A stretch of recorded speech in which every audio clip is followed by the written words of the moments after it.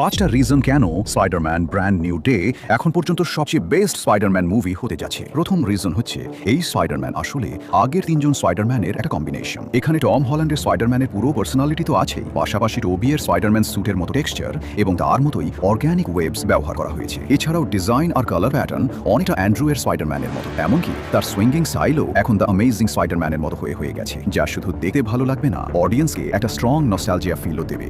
দ্বিতীয় রিজন হলো এবার আমরা একটা ম্যাচিওর স্পাইডারম্যান স্টোরি দেখতে যাচ্ছি, কারণ পিটার এখন আর স্পাইডার বয় না, সে পুরোপুরি স্পাইডারম্যান হয়ে গেছে। আর এটা ট্রেলারেই ক্লিয়ার দেখা যাচ্ছে তার জীবনে অনেক প্রবলেম আছে, কিন্তু সে সব কিছু হাসি মুখে ফেস করছে। তৃতীয় রিজন হচ্ছে এই মুভিটা শাং-চি মুভি ডিরেক্টর করেছেন, যার মানে অ্যাকশন হবে পিক লেভেলের, আর ট্রেলারেও সেটা ক্লিয়ারলি বোঝা যাচ্ছে। যেমন দ্য হ্যান্ড অর্গানাইজেশনের সাথে তার ব্যাটল, পানিশারের সাথে ক্ল্যাশ, আর এই মুভিতে হাল্কও আছে, তো বুঝতেই পারছো ব্যাপারটা কত বড় হতে যাচ্ছে। চতুর্থ রিজন হলো এই পিটার্সের সাথে এমন কিছু ঘটে যাচ্ছে যা আগে কখনো কারোর সাথে হয়নি। তার ডিএনএ এখানে কমপ্লিটলি নতুন ভাবে মিউট হচ্ছে, আর এটা তার জন্য একটা বড় থ্রেট হয়ে উঠছে। এর রেজাল্ট কি হবে সেটা একটা মিস্ট্রি, যা পুরো স্টোর লাইনকে আরো এনগেজিং করে তুলবে। আর ফাইনালি পঞ্চম রিজন হচ্ছে এই মুভির ওভারঅল ভাইব অন্য স্পাইডারম্যান মুভিগুলোর তুলনায় অনেক বেশি ডার্ক লাগছে, যা স্পাইডারম্যান ফ্যান্সদের জন্য একদম নতুন একটা এক্সপিরিয়েন্স হতে যাচ্ছে।